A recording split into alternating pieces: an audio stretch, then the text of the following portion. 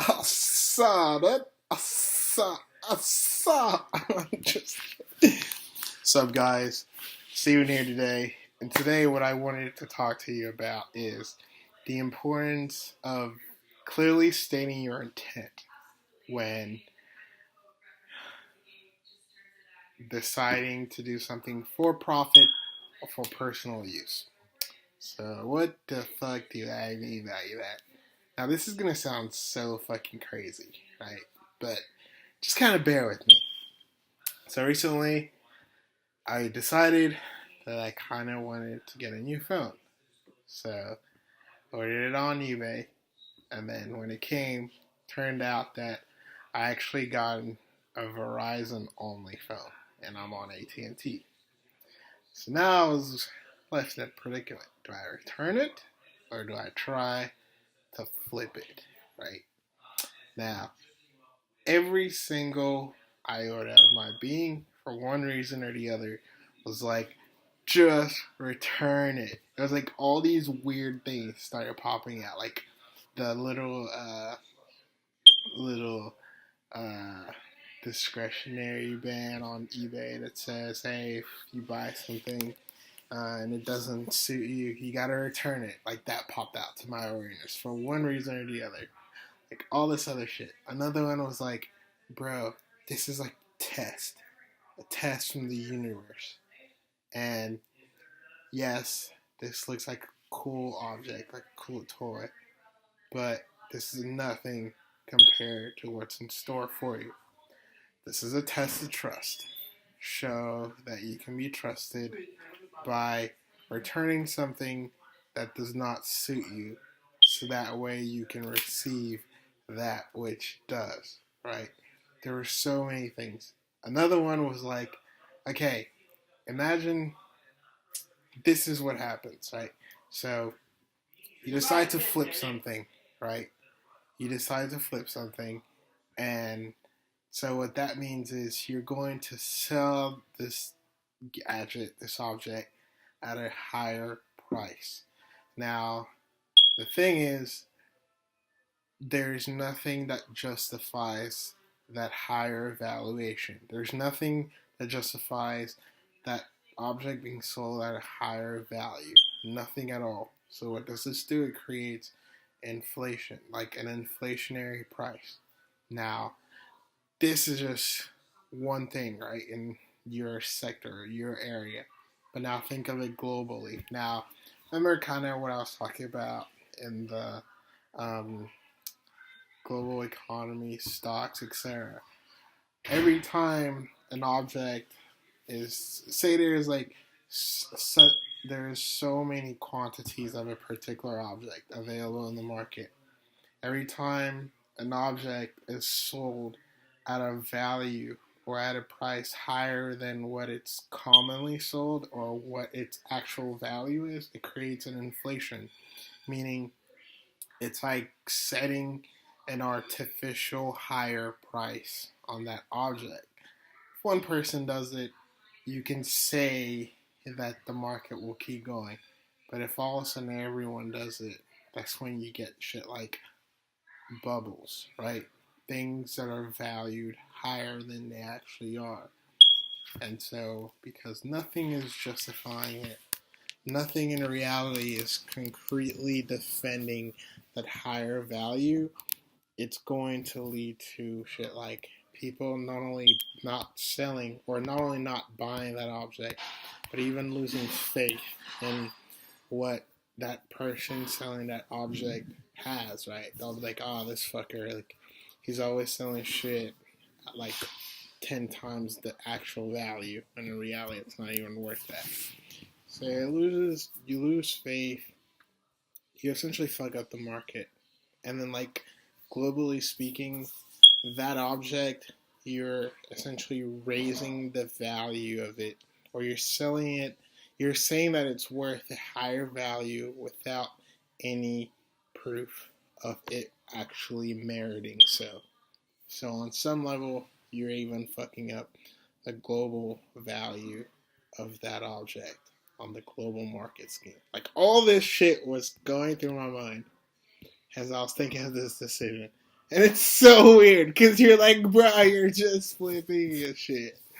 But when you think about how your individual action, your individual decision or choice really makes waves on reality, causes an impact, and it causes all these things to come into play, then you actually realize how fucking important it is that you always make the right decision, even when you're doing shit for profit or not. So then it goes back to like, well, fuck. So are you saying now that like flipping shit is bad? No. And it kind of goes back to what I'm always saying. It's energy. It's all about the energy.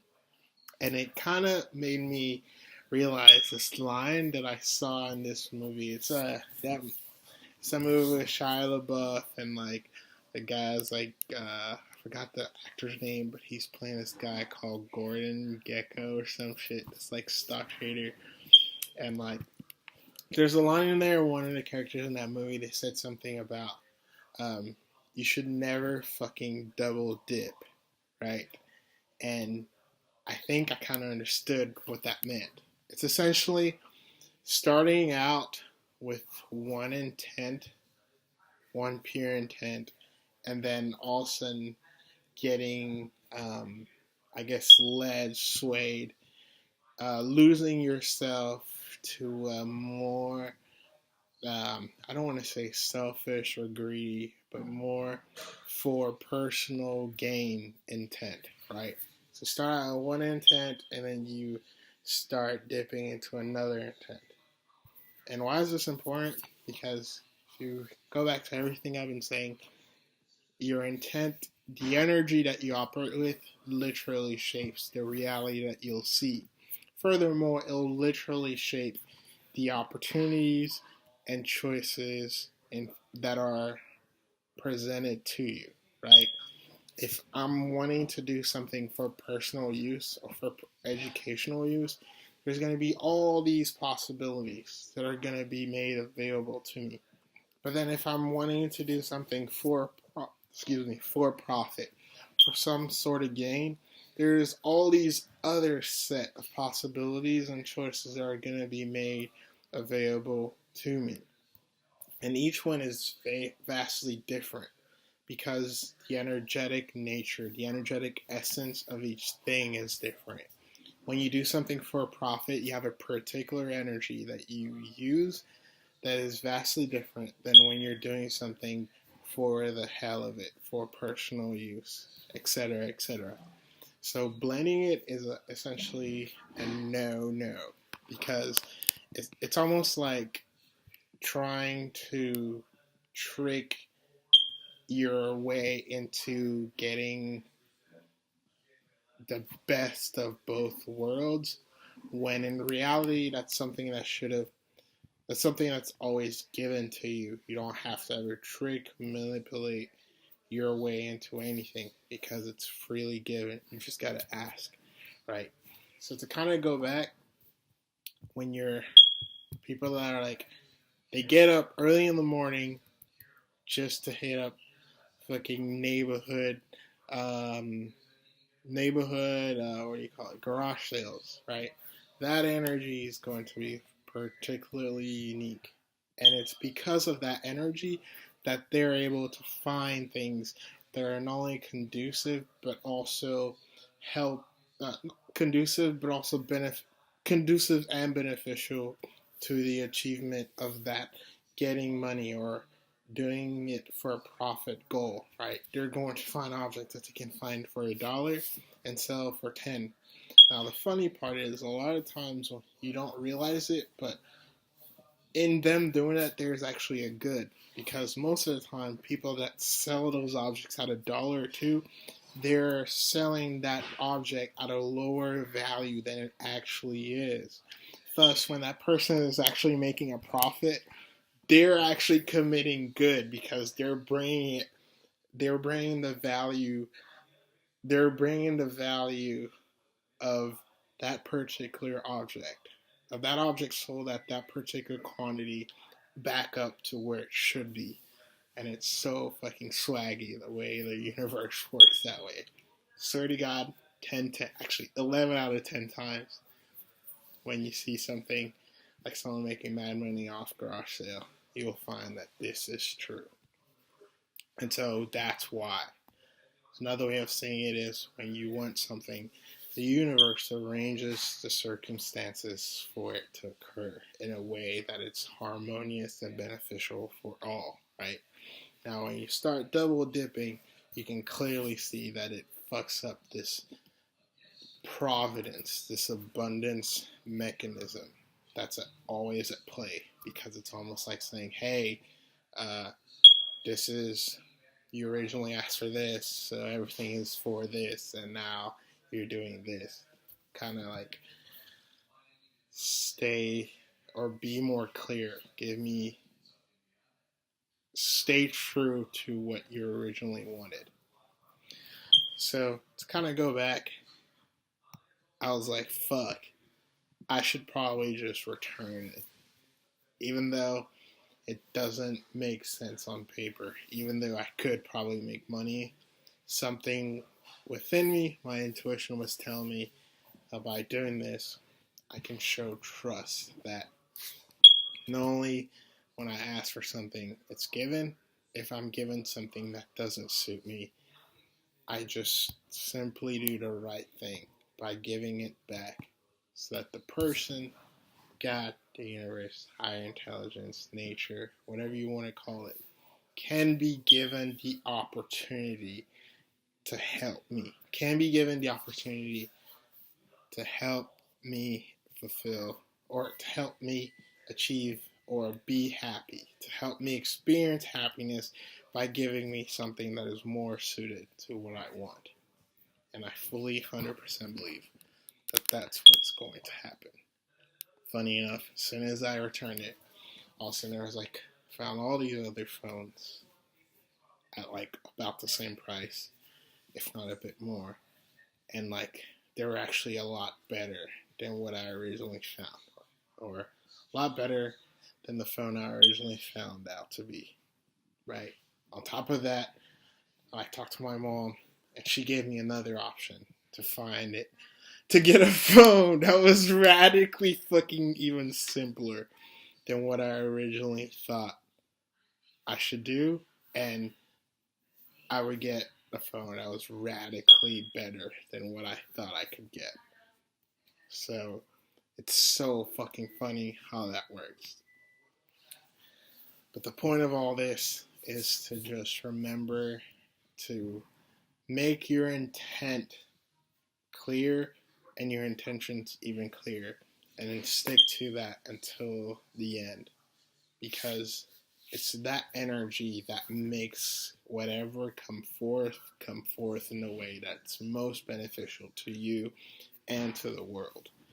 When it's not clear, when like people say having a wishy-washy intent or double dipping, when you mix things, when you try to do, when you're not clear in yourself, when you're not clear in what you want, it essentially makes it so much harder to give you something that is clearly what would make you experience happiness, right? So, for the sake of yourself and for everyone else, stay true. Stay to thine own self. Be true.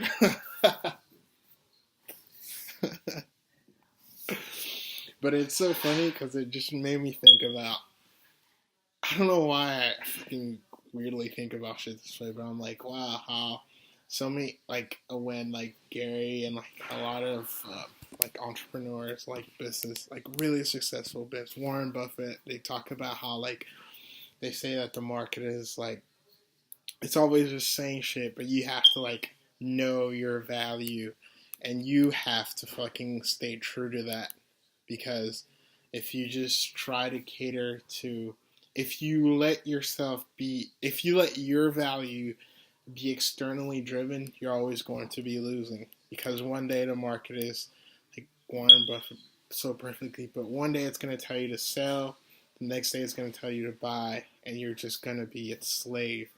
But when you are that constant, when you're that conscious operator, always doing things for the sake of your own self, for the sake of your own true value, for the sake of your own for the sake of the realization of your own true intent and intentions, you're always going to be thinking long term. You're always going to be like, fuck, okay, so I'm selling this, but long term I'm like losing people's trust because they're like, oh, this guy just sells all the time.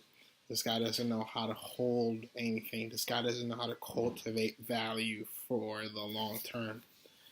And it's always going to make you see things through that aliveness mindset that I talked about recently. It's always going to help you see things through that spirit of just, there's this thing that is just beyond me that I'm operating with, that's working in tandem with me and all the other factors available in this reality. And it is through this thing that everything that I want occurs, right?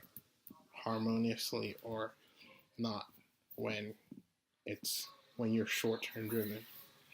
So it's like all these things are clicking. Don't know if this made sense or not. Hope it did. The point of it is, don't just sell because you can. Think about shit. Use your fucking mind and your heart. And always think long term. And then more importantly, if you can, try to see the aliveness of everything. Try to see how your choice will impact everything that is. And it'll really open your mind to a lot of shit. Anyways, hope you guys get something out of this. And as always, swag the fuck out.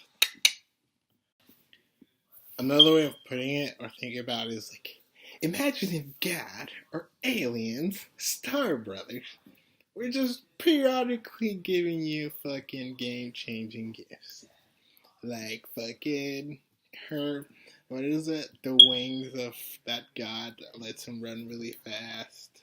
Or fucking Thor's hammer, Captain America's shield. All these magical artifacts. And then one day they're like, hey, here's another one.